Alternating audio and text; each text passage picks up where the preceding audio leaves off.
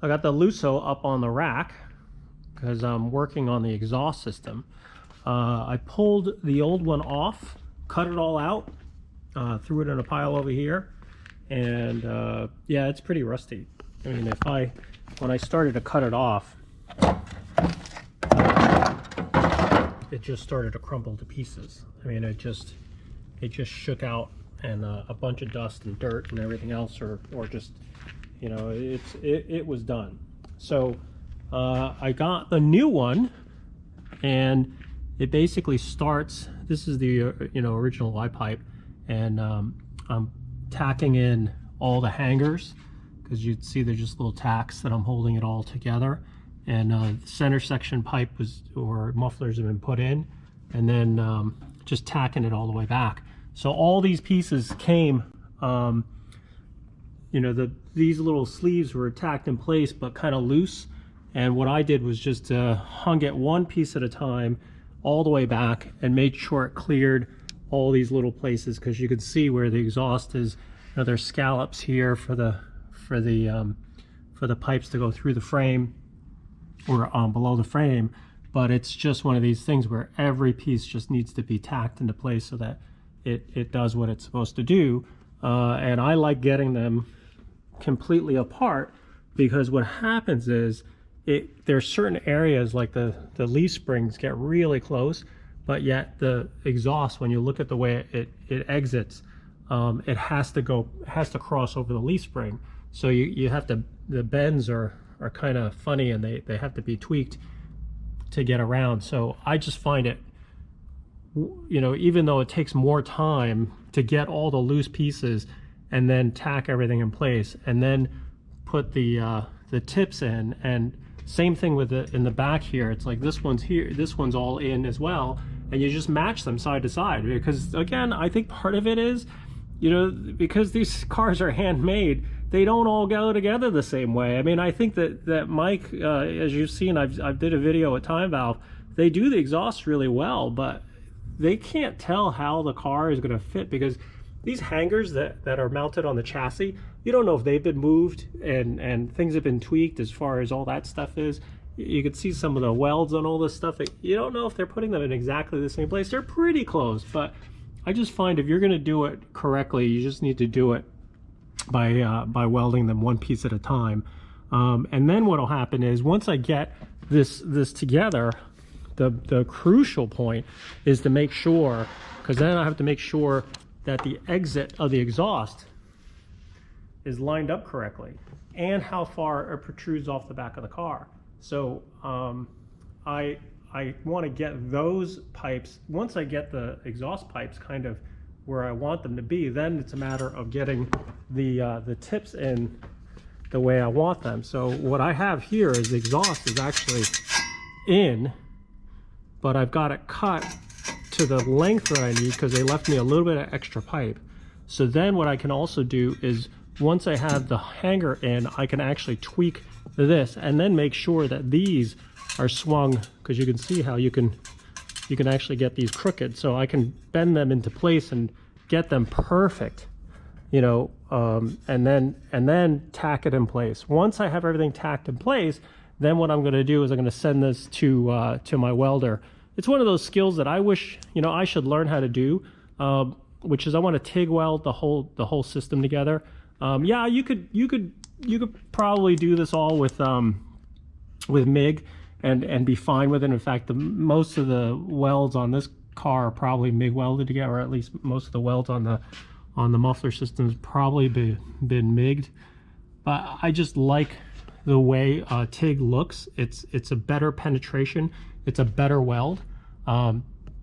So I'll take it to my buddy who's a world-class welder, and I have him do it, and it'll look great. Mainly for me is just to get this thing in place so that it lines up, and then tacked, and then I'm going to take it all out and send it to him, and he's going to weld it. Then the next step is, after it's welded, I'll bring it back. I'm going to put some of the little detail pieces that they have. They have these little reinforcement plates that go in, and then I'm going to have to not powder coat it. I'm going to wrinkle paint it, because the original color on this thing was wrinkle paint black. So then it's another step. So each of these, it's just going to take a couple extra steps.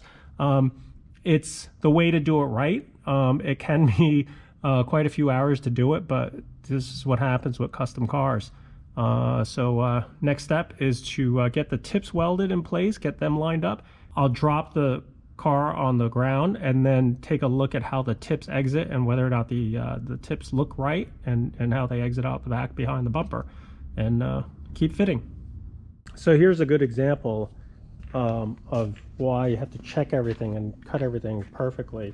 I'm looking at the exit of the exhaust, and the right side looks pretty good, but the left side seems to be at least 3/4 of an inch further out. And so that was even cutting it to the actual hangers underneath that are holding up the rear of the car. So even if you get it close to where it's supposed to be, it's just, I think I'm gonna have to cut this one a little shorter. So the distance that these come out, I always say that if they're too far out, they're gonna end up being shin catchers. Man, and when you walk too close to one of these things and the pipe is too far out, oh my God, you don't want to catch somebody's shin on that. And I think that there is a psychological thing that if it's this far out, you won't catch your shin on it as you walk past the car, because it'll just be too close to the car here. So there is I mean, for me, it's just more about you know, what safe is, and also you want it far enough out so that the exhaust gas doesn't come. I mean, all Ferraris tend to have this thing. There's a negative pressure in the back of the car, especially with a Lusso. A Lusso has a cam tail, so when you look at the tail, I mean, that's a flat negative pressure area, and helps with downforce. But what ends up happening is the exhaust coming out of the back, it comes out and slaps up against and gets sucked back in and hits the back panel. So a lot of times Ferraris the back panel of the car will just get covered in soot and exhaust dust and things like that, just simply because of the negative pressure in the back of the car. But so you do want the exhaust pipes to be a little further out than the rear bumper, but the balance to that is, like I said, you don't want to catch your shin when you walk by. So I think what I'm going to end up doing is just match this one. This one looks pretty good. I kind of like this one. It's not, you're not gonna, I don't believe you're gonna catch your shin on that one, but this one being about 3/4 of an inch further out, I think it needs to be trimmed back a little bit. But yeah, that's just handmade cars, and why you have to check and recheck measurements all the time. So I got the exhaust back from welding. Had my friend Carter do the welding after I tacked everything in place. He's a much better welder than I am, and he would do it all in TIG. And the penetration is nicer. He knows what he's doing. He's obviously, he does much nicer welds than I could have accomplished on all this stuff. And so after I tacked it in place, I took it to his shop, and he went ahead and welded everything up. So the next step is to put some bracing in. I've got to put some of the details that come with an Abarth exhaust, which I can actually just tack in place because originally they were just tacked, and then I'm gonna paint it. So moving on. Well, the exhaust is in. Got the tips installed. Got the all the pipes in, mufflers in, all fitted up nice and neat. Wrinkle painted. The wrinkle paint came out okay. I mean, I think it's got a couple little spots here and there that got a little shiny, just simply because it's kind of hard to get wrinkle to kind of do everything you want it to do all at the same time, because it's a huge exhaust system that you have to kind of get heated and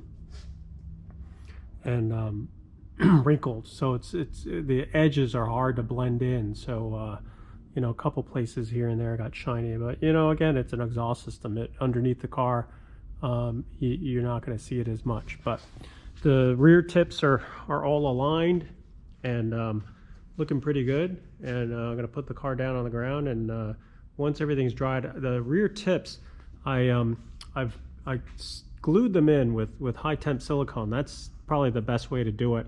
Originally, what they did was they had these dimples that would dimple in and put and supposedly crimp them into the place of the pipe, but that's just really for cosmetics, but it really needs to be installed. So I found that the best way, I used to use JB Cold Weld, and it would hold. It was an epoxy, but I also found high temp silicone works really well too. So that's in, and basically exhaust is in. So get to fire it up and hear how it sounds.